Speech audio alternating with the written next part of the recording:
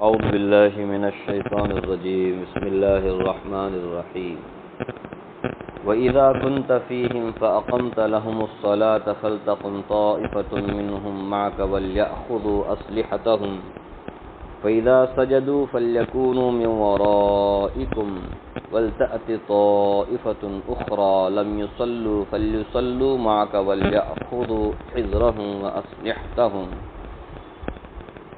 With الذين كفروا لو تغفلون عن أسلحتكم وأمتعتكم فيميلون عليكم ميلة واحدة ولا جناح عليكم إن كان بكم أذى من مطر أو كنتم مرضى أن تضعوا أسلحتكم وخذوا حذركم إن الله أعد للكافرين عذابا مهينا.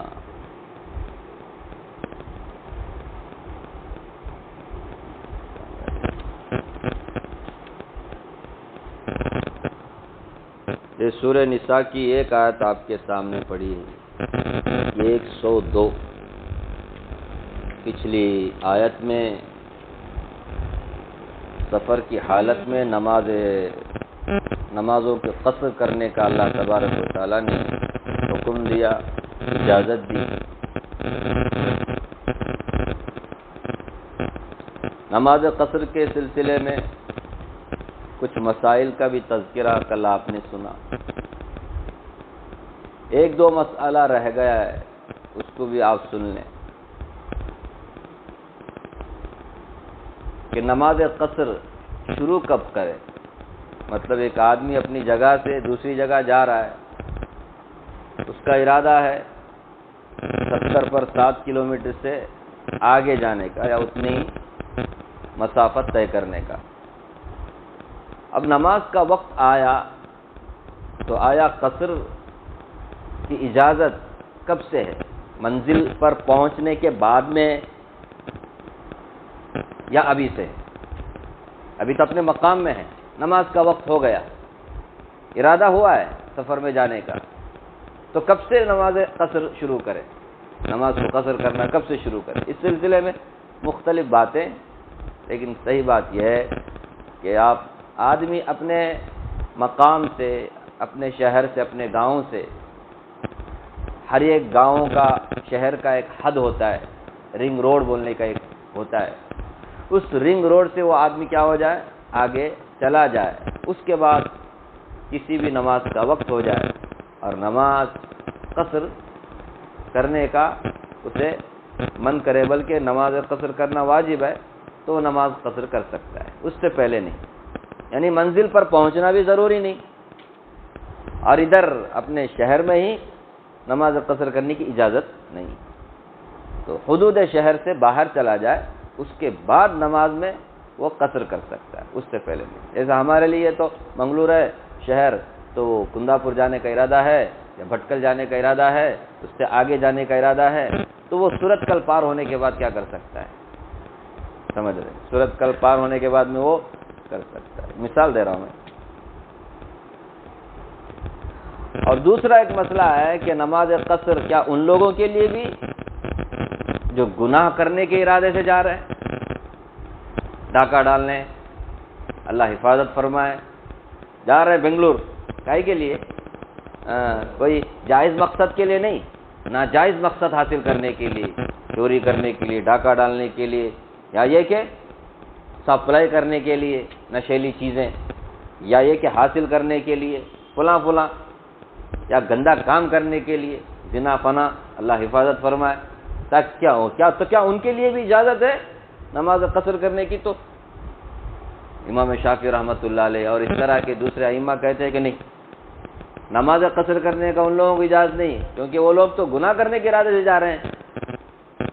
امام ابو حنیفہ رحمۃ اللہ علیہ فرماتے نہیں، چاہے سفر کسی بھی ارادے سے کر رہا ہو، قصر کرنے کی جو اللہ نے اجازت دی ہے، حکم دیا ہے، اس کی بنیاد اطاعت پر نہیں ہے، اس کی بنیاد سفر پر ہے.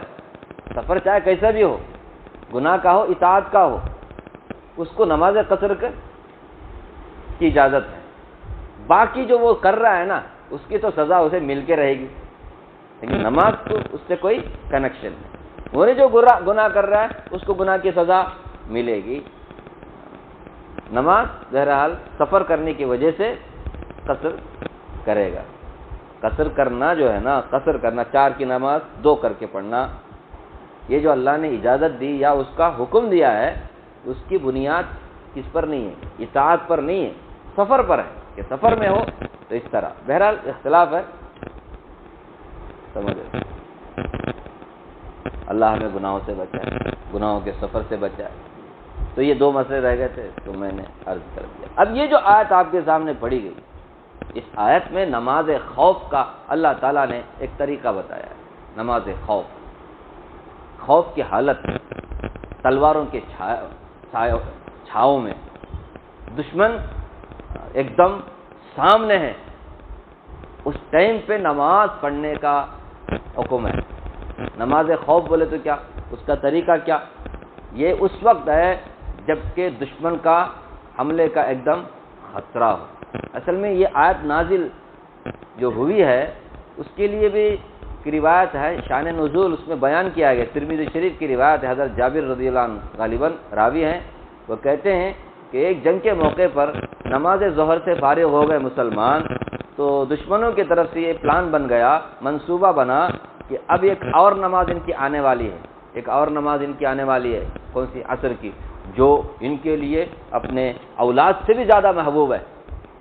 کفار کہتے تھے ان کے لیے نماز اولاد سے بھی زیادہ محبوب ہے، وہ نماز کبھی چھوڑتے نہیں مسلمان. اس لیے جیسے وہ نماز میں مشغول ہو جائیں گے، ہم کیا کریں گے؟ ایک بار کے حملہ کر دیں گے اور اس طرح سے ہم کیا ہو جائیں گے؟ جیت جائیں گے. اس طرح کا ان کا پلان تھا. اللہ تبارک و تعالیٰ سب کو جانتا ہے، سب کے دلوں کو جانتا ہے. اس موقع پہ یہ آیت نازل فرمائی اور ان کے منصوبوں کو خاک میں ملا دیا، مٹی میں ملا دیا. ان کا پلان سکسیس نہیں ہوا، کیونکہ اللہ تبارک و تعالیٰ نے نماز کا طریقہ بتایا کہ جنگ کے میدان میں دشمن سامنے ہو، تلوار ایک دم سر پر ہو، تو اس ٹائم پہ نماز کیسے پڑھنا، طریقہ بتایا. اس سے ایک بات تو معلوم ہو گئی، طریقہ تو بعد میں آپ سنیں گے، ایک بات تو پکی، ایک بات تو پکے طور پہ معلوم ہو گئی کہ نماز کسی حالت میں بھی معاف نہیں. اللہ اکبر. نماز کی اہمیت کا اس سے اندازہ لگا سکتے ہیں کہ دشمن سامنے ہے، تلوار سر کے اوپر ہے، پھر بھی نماز کے ٹائم پہ نماز پڑھو.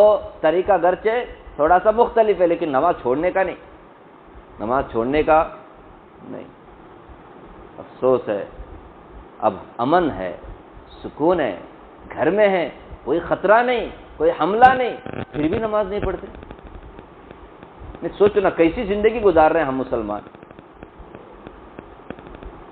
اور پھر ہم تمنا کرتے ہیں فلاں کی حکومت آئے، ہمارے کو فلاں کی حکومت آئے، کوئی ہمارے کو رگلا نہ ہو، کوئی ہمارے کو تکلیف نہ ہو، کوئی ہمارے اوپر ظلم نہ کرے. کیا یار، ابھی جو رہ رہے ہیں نا تم لوگ، یہی ہم لوگ جو رہ رہے ہیں نا، اللہ کا لاکھ لاکھ شکر ادا کرو، ورنہ ہم لوگ تو زمین کے اوپر رہنے کے بھی قابل نہیں ہیں. ہر گناہ میں ایک تو آگے ہیں، اور سب سے جو بڑا فرض ہے اس سے ہم غافل ہیں، سستی کرتے ہیں. سنیے، اس میں خطاب رسول اللہ صلی اللہ علیہ وسلم کو ہے لیکن حکم عام ہے. مفسرین نے لکھا ہے حکم عام ہے، کوئی بھی ہو، کسی بزرگ شخصیت کے پیچھے نماز پڑھنا چاہیے. اور یہ اس وقت ہے جبکہ امام ایک اور سب لوگ ایک ہی امام کے پیچھے نماز پڑھنا چاہتے ہیں، اس وقت کا ہے. سمجھ رہے؟ اگر امام الگ الگ ہے تو 2 الگ الگ سیشن بنائیں. سمجھ رہے؟ ایک ہی امام کے پیچھے سب، جیسا کہ نبی کریم صلی اللہ علیہ وسلم کے پیچھے ہر صحابی چاہتا تھا نماز پڑھے، میرے کو تو آپ کے پیچھے نماز پڑھنا ہے. سمجھ رہے؟ اس ٹائم کی بات. اب اگر نبی صلی اللہ علیہ وسلم کے بعد میں کوئی بزرگ شخصیت، ہر ایک مسلمان اس سے عقیدت رکھتا ہے، بہت بڑے اللہ والے ہیں، بہت بڑے عالم ہیں، سب چاہتے ہیں ان کے پیچھے نماز پڑھنے، ان کے لیے بھی یہ طریقہ ہے. باقی ایسا کچھ نہیں ہے، دونوں تینوں اس طرح کے امام بن سکتے ہیں، تو پھر الگ الگ جماعت بنائیں، ٹینشن کیا ہے. تو اس ٹائم پہ یہ طریقہ نہیں. یہ اس ٹائم پہ جب امام ایک ہو اور مسلمان سب کے سب ایک ہی امام کے پیچھے نماز پڑھنا چاہتے ہیں، تو اس ٹائم پہ یہ طریقہ ہے. کیا طریقہ ہے سنیے. فرمایا وَإِذَا كُنْتَ فِيهِمْ فَأَقَمْتَ لَهُمُ الصَّلَاةَ. پیغمبر جب آپ ان میں ہوں، کن میں؟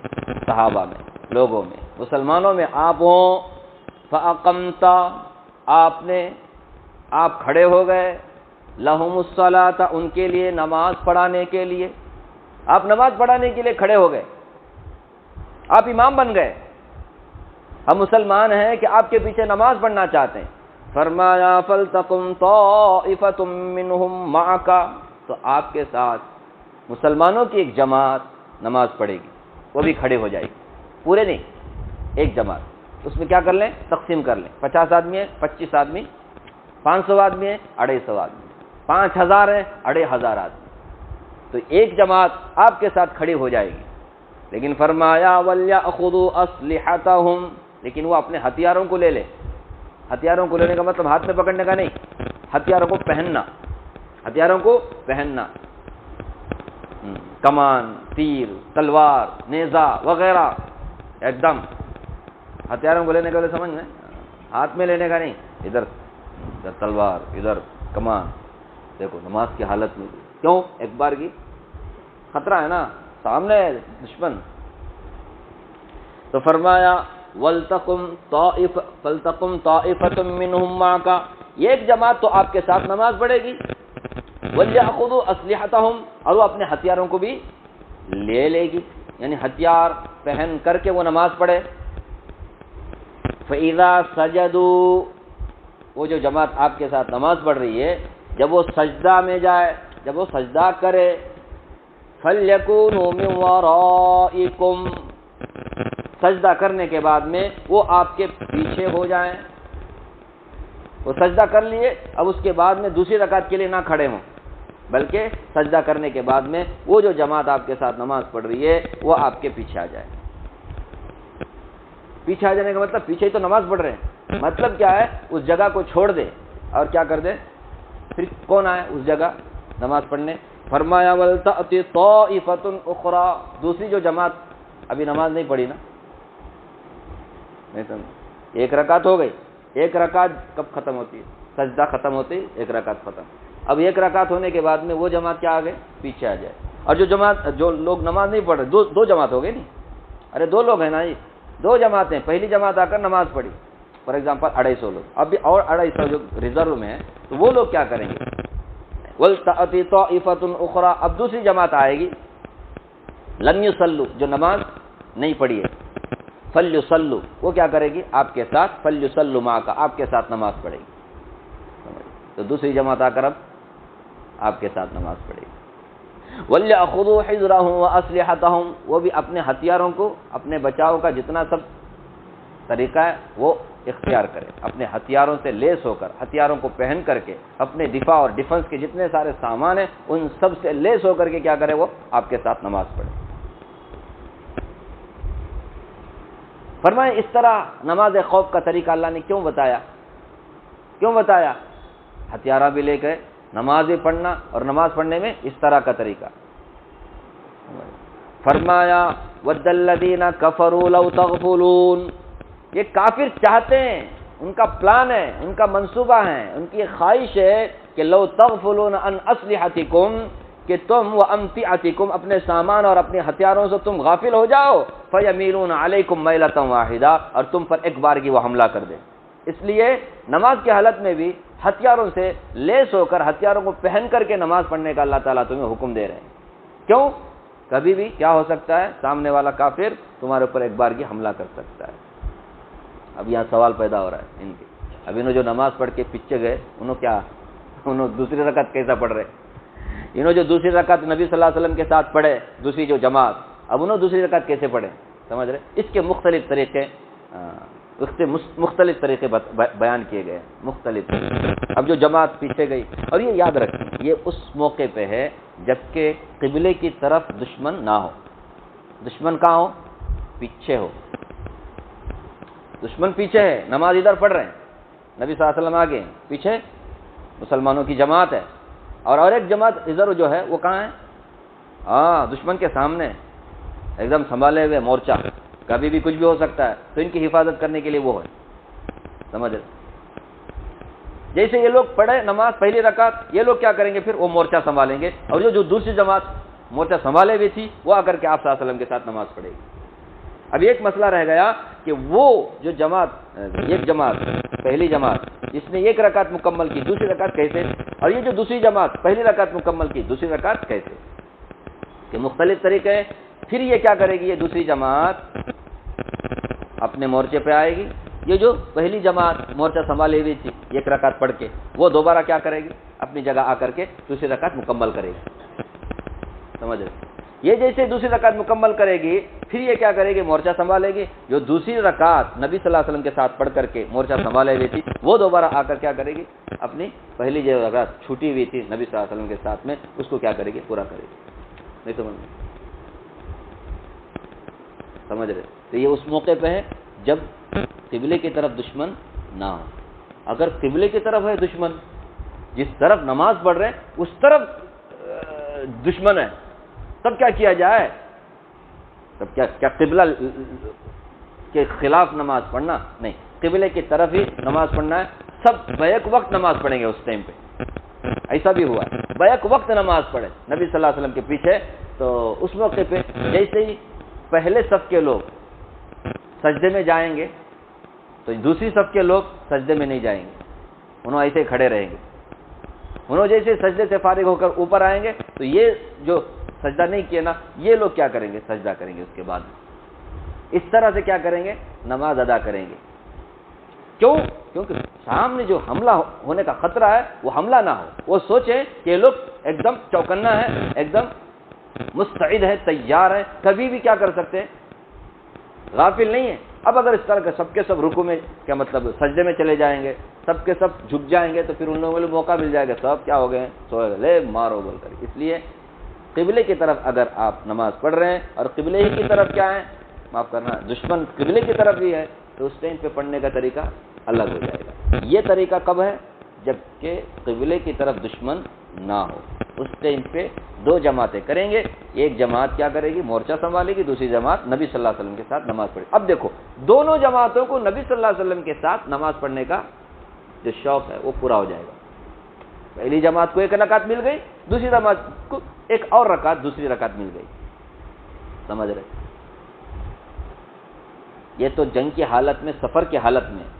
اگر اقامت کی حالت میں ہے، اقامت کا مطلب جہاں پر ہیں وہاں ایسی صورت پیدا ہو گئی، سفر میں نہیں ہے، تو پھر 4 رکعت والی نماز 4 ہی پڑھیں گے، 2 رکعت میں۔ یہ 2 رکعت کب ہے، سفر میں۔ اقامت میں 2 رکعت نہیں ہے نا، 4 رکعت پڑھنا، تو پھر وہی پہلی جماعت جو آپ کے ساتھ پڑھ رہی وہ 2 رکعت پڑھے گی، 2 رکعت پڑھ کر کیا کرے گی، اپنا مورچہ سنبھالے گی۔ پھر دوسری جماعت کیا کرے گی، باقی جو 2 رکعتیں آپ صلی اللہ علیہ وسلم کے ساتھ پڑھے اس کو آپ صلی اللہ علیہ وسلم کے ساتھ پڑھیں گے۔ باقی جو رکعتیں ہیں وہ کس طرح پورا کریں گی، ایک طریقہ تو وہ ہے۔ دوسرا طریقہ یہ ہے کہ جو دوسری جماعت آئی آپ کے ساتھ دوسری رکعت پڑھنے کے لیے، تو اپنا اور ایک رکعت بھی پورا کر کے کیا کرے، مورچہ سنبھالے، اور جو دوسری رکعت، جو پہلی جماعت جو مورچہ سنبھالے ہوئے تو وہ آ کر کے اپنی باقی رکعت پوری کر لے۔ ان سے بھی طریقے پر بہرحال دوسری رکعت چھوڑنے کا نہیں، اس کو پورا کرنے کا، چاہے اس جس جگہ پہلی رکعت انہوں نے پڑھی ہے۔ اب یہ جانے میں آنے میں جو حرکت ہو رہی ہے نا، دوسرے ٹائم پر ایسی حرکت جائز نہیں ہے، لیکن جنگ کے میدان میں جائز ہے۔ جب نماز خوف آپ پڑھ رہے ہیں تو اس ٹائم پہ یہ حرکت کرنا اللہ تعالیٰ کو، اللہ کی طرف سے اجازت ہے، سمجھ رہے؟ اب یہ حرکت اگر آپ اپنی جگہ میں کریں گے تو جائز نہیں، آپ نماز میں حرکت کریں گے تو نماز نہیں ہوتی۔ یہ صرف نماز خوف کے وقت میں حرکت وغیرہ، ہتھیاروں کو لے کر کے کھڑا ہونا، پھر پہلی رکعت ہوتے ہی پیچھے آ جانا، دوسری جماعت آ کر دوسری رکعت پڑھنا، یہ سب کب ہے، نماز خوف کی حالت، سمجھ؟ دوسرے ٹائم پہ نہیں، حرکت کرنے کی اجازت نہیں۔ دیکھو نا، یہ طریقہ تو آپ نے سنا، اب اس سے اندازہ لگاؤ نا، ہاں، نماز کسی حالت میں بھی معاف نہیں۔ اور یہ جو نماز پڑھنے کا موقع مل رہا ہے نا، یہ موقع، کبھی کبھی تو جنگ کی حالت ایسی رہتی ہے کہ اس طرح 2-3 منٹ بھی نماز پڑھنے کے لیے موقع نہیں ملتا، ایک لمحہ بھر کے لیے بھی مسلمانوں کو موقع نہیں مل رہا نماز پڑھنے کے لیے۔ ایسی شدید حالت ہے، خطرناک حالت ہے، جیسا کہ خندق کے وقت میں ہوا تھا۔ خندق، اللہ اکبر، پورا عرب نصرانی، یہودی، مشرک سب بیک وقت حملہ کرنے کے لیے آئے تھے نبی صلی اللہ علیہ وسلم اور مسلمانوں پر، ختم کرنے کے لیے وہ لوگ آئے تھے، پورے چاروں طرف سے گھیرے ہوئے مسلمانوں، ایک لمحہ بھر کے لیے بھی مسلمانوں کے لیے کیا نہیں تھا، سمجھ رہے؟ ارے 2 رکعت نماز کے لیے کتنا ٹائم لگتا ہے؟ 2-3 منٹ نا، اتنا بھی نہیں ملا جی، 4 نمازیں قضا ہو گئی۔ کتنی ہوئی نمازیں؟ 4 نمازیں قضا ہو گئی۔ تو حالت ایسی ہے کہ موقع ذرا بھی نہیں مل رہا ہے نماز پڑھنے کے لیے، تو پھر تو نماز قضا کرنے کی بھی اجازت ہے، جیسا کہ خندق کے موقع پر ہوا۔ اور حضرت انس رضی اللہ عنہ فرماتے ہیں نبی صلی اللہ علیہ وسلم کے بعد جب ایران کی جنگ ہو رہے تھے، مسلمان اور ایران کے درمیان، ایران اس زمانے کا سپر پاور، اس کا ایک قلعہ تھا، قلعہ تستری، مسلمانوں کو قلعہ فتح کرنا تھا، قلعہ فتح نہیں ہو رہا تھا، مسلمانوں نے حملہ کیا کریکٹ وہ فجر کے سے پہلے تھوڑا سا، اور اس میں ایسے لگ گئے مسلمان جنگ کرنے میں کہ ان کو موقع ہی نہیں ملا نماز پڑھنے کا۔ تو پھر سورج طلوع ہونے کے بعد انہوں نے نماز پڑھی، کب؟ جب وہ قلعہ فتح ہو گیا، قلعہ فتح ہو گیا، مسلمان خوش، لیکن نماز کیا ہو گئی؟ قضا ہو گئی۔ لیکن حضرت انس فرماتے ہیں مجھے یہ جو قلعہ فتح ہوا اتنی خوشی ہوئی کہ دنیا وما فیہا اگر مجھے مل جاتی، ساری دنیا بھی مل جاتی، تب بھی میں اتنا خوش نہیں ہوتا۔ تو ایسے ٹائپ پہ نماز قضا ہو گئی، یہ اور بات ہے، لیکن موقع نہیں ملا نا، اس کے لیے نماز قضا کرنے کی بھی اجازت ہے۔ کب ہے یہ؟ جب حالت ایسی ہو۔ اور اس کی مثال کیا ہے؟ آپ کے سامنے خندق کا وہ موقع ہے۔ اب کون سی سچویشن ہے، کیا ہے، وہ اللہ بہتر جانتا ہے۔ ہمیں ہر سچویشن کو یہ بولیں گے نہیں موقع ملا نہیں، موقع ملا نہیں، یہ دیکھنے والا کون ہے؟ اللہ ہے۔ اصلاح بتانا ہمارا کام ہے نہیں، کیا بولتے ہیں آپ؟ نیتوں کو دیکھنے والا، سچویشن کو دیکھنے والا وہ تو اللہ ہے نا۔ میں یہ بتا رہا ہوں کہ ایک لمحے کے لیے بھی نہیں ٹائم ملا اس طرح نماز پڑھنے کے لیے بھی، 2 جماعتیں کر کے تب جا کر قضا کرنے کی اجازت، ورنہ نہیں، ورنہ نہیں۔ کیسے پڑھنا پھر؟ ایسے پڑھنا، 2 جماعتیں کر کے، وہ بھی ایک امام ہو تو، اگر امام 2-3 ہو تو پھر سیشن کیا بنا، الگ الگ سیشن بنائے، ایک جماعت پڑھ لے اور نماز پوری کر لے، اس کے بعد وہ آ جائے مورچے پر، دوسری جماعت جا کر کے اپنی نماز ایک اور امام کے پیچھے نماز پڑھ کر کے مکمل نماز پڑھ کے آ جائے۔ سمجھ رہے؟ یہ طریقہ کب ہے؟ ایک امام اور تمام مسلمان 2 جماعتیں کریں، امام 2-3-4 ہیں تو ٹینشن نہیں، جماعتیں الگ الگ کرنے کی۔ اور مسجدوں میں تو نہیں جماعتیں الگ الگ، ہمارے یہاں نہیں کرتے، کرنا نہیں چاہیے، تو پہلی جماعت کی کیا اس میں انسلٹ ہے؟ آپ اقامت ہے یار، سفر میں تھوڑی ہیں، نہیں، حی علی الصلاۃ حی علی الفلاح کس کے لیے؟ ارے کس کے لیے بھائی؟ انہوں اپنے اپنے ٹائم میں آ کے نماز پڑھے، تو اس کے مطلب امام مؤذن کو خواہ مخواہ کائے کے لیے تنخواہ دے کر کے بوجھ اٹھاتے آپ لوگ؟ نہیں، ہمارے نبی کس کے لیے بولے؟ تو اقامت ہو رہی ہے پھر بھی وہ نہیں آ رہے نماز کو، تو میں ان کے گھر کو جا کر کیا کروں گا؟ آگ لگاؤں گا۔ کس کے بارے میں بولے؟ کون سی جماعت کے بارے میں بولے؟ پہلی جماعت کی تکلیف دی، تو انہیں بول سکتے تھے نا یا رسول اللہ ہمارا 2nd جماعت کرنے کا ارادہ تھا، اس لیے ہم لوگ نہیں آئے، آپ ٹینشن مت کرو، ہم جماعت سے نماز پڑھیں گے، ہم لوگ 5 آدمی ہیں جا کے نماز پڑھیں گے۔ نہیں، ایسا بول سکتے تھے نا، نہیں بولے ہو۔ تو پہلی جماعت کے لیے اگر ہر مسجد میں اس طرح سے 3, 4, 5, 6 اسی طرح جماعتیں کرتے رہیں گے نا، پہلی جماعت میں لوگ کم ہوتے جائیں گے، پہلی جماعت میں لوگ کم ہوتے جائیں گے، پھر حی علی الصلاۃ حی علی الفلاح کا کوئی معنی نہیں رہے گا، بلکہ امام مؤذن کو مقرر کرنے کا بھی کوئی معنی نہیں رہے گا، بلکہ مسجدوں کا ایسے چھوڑ دیا جائے۔ ہاں ماشاءاللہ ہر ایک مسلمان نماز پڑھا سکتا ہے، کوئی بھی اس میں سے نماز پڑھا چلے جائے، خواہ مخواہ یہ تنخواہ بھی دو، یہ سنو پھر کائی کے لیے، کیا بولتے ہیں آپ؟ کریکٹ ہے نا اشرف؟ ہاں، ایسا نہیں کرنے کا۔ خیر، تو یہ نماز خوف کا طریقہ آپ نے سنا، ابھی آیت پوری نہیں ہوئی، آگے فرمایا ولا جناح علیکم، تم پر کوئی گناہ نہیں ہے، ان کان بکم اذی من مطر او کنتم مرضی، کہ اگر تمہیں کوئی تکلیف ہے، بیماری ہے، من مطر، بارش کی وجہ سے، کسی اور وجہ سے تمہیں تکلیف ہے، کس پر؟ ہتھیاروں کو اٹھانے کے پر۔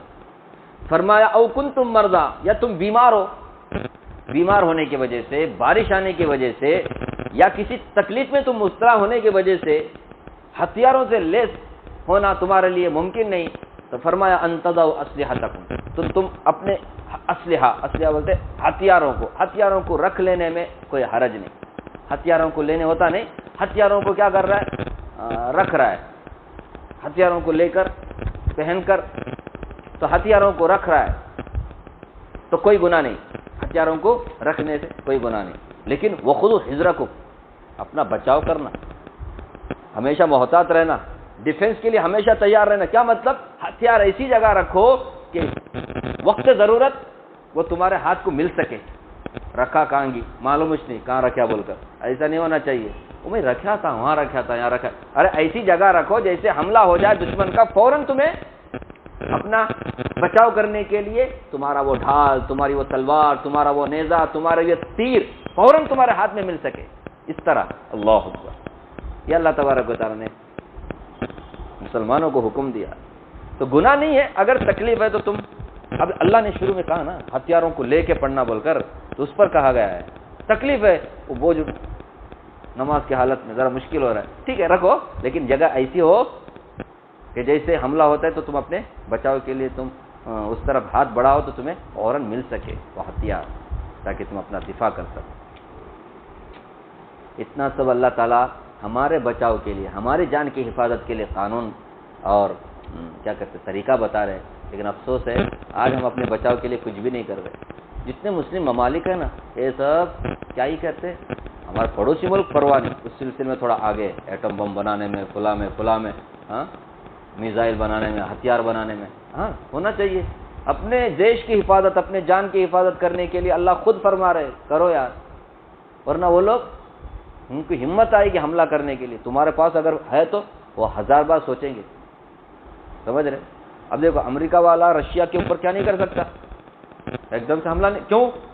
وہ ایسا ایک سسٹم بنایا رشیا والا کہ جیسے وہاں سے ایٹم، تو یہ یہاں کیا کرے گا آٹومیٹک اس کا، تو پورے امریکہ کو تباہ برباد کرے گا، یہ ڈرتا ہے وہ۔ رشیا اور امریکہ ہے نا، یہ دونوں سام بھی منگوس کے جیسے ہیں، دونوں کا ٹکر چل رہا ہے۔ اب تو یہ چائنا بھی آ گیا۔ ایک بات بولنے کا، مسلمان کے پاس بھی اگر ہو اس طرح کا، تو اس طرح سے عراق، کبھی افغانستان، کبھی لیبیا، کبھی فلاں کیسے اجڑ رہے ہیں، دیکھو نا کیسے اجڑ رہے ہیں۔ کیوں ایسا اجڑ رہے ہیں؟ کیونکہ انہوں نے کچھ اپنے ہتھیار، اپنے بچاؤ کے لیے کچھ کیا ہی نہیں سمجھ رہے؟ اللہ فرماتے اپنے بچاؤ کے لیے کیا کرو، نماز کی حالت میں بھی اپنے بچاؤ کا اللہ تبارک و تعالیٰ، جنگ کی حالت میں ہم لوگوں نے کیا، اب سب خریدنے کا ہم لوگ کروڑوں روپے میں، 1 روپے کی چیز 100 روپے میں بیچتا ہے وہ، اور ہم سارا کیا ہو رہا ہے، برباد ہو رہے ہیں۔ سوچتے ہم کچھ لڑا رہے وہ ہمارے ساتھ بھی مارے جا رہے ہیں، ایسا زبردست ہے نہیں۔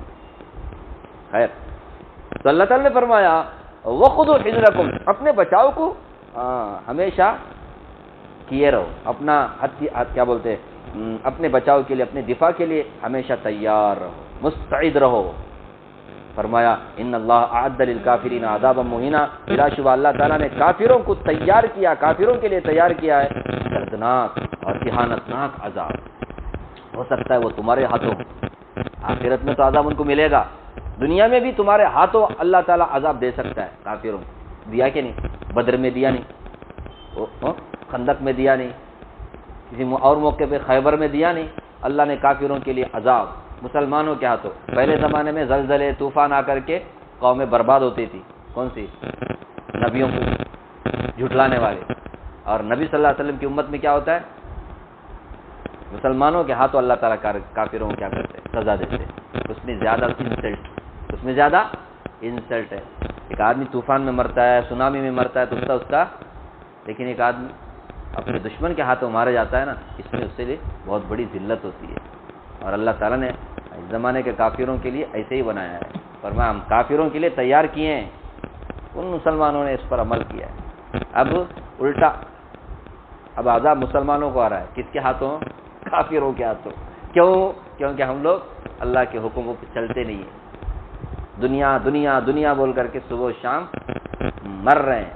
مرو، کافروں کے ہاتھوں مسلمان مارے جا رہے ہیں۔ کیا وہ زمانہ تھا کہ مسلمانوں کے ہاتھوں یہ ظالم لوگ مارے جا رہے تھے، اب یہ ظالموں کے ہاتھوں کیوں؟